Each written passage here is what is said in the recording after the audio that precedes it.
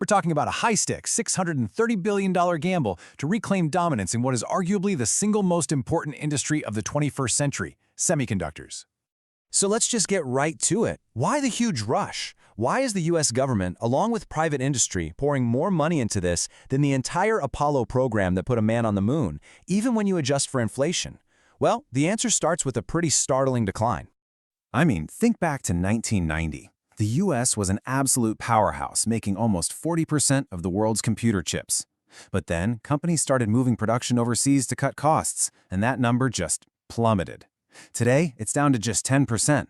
And look, this isn't just about losing market share. This was a massive wake-up call about a major vulnerability right at the heart of our modern world.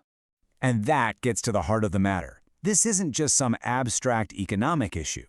You probably remember when the chip shortages of 2020 and 2021 brought car factories to a dead stop and delayed everything from medical devices to gaming consoles. That's when it became crystal clear that this was a national security issue. Okay, now this is where it gets really interesting, and frankly, a little terrifying. When we talk about the most advanced chips, the brains behind our iPhones, NVIDIA's AI, and even top-tier military hardware, an absolutely astonishing 90% of them are made in just one place, Taiwan, a single geopolitically sensitive island.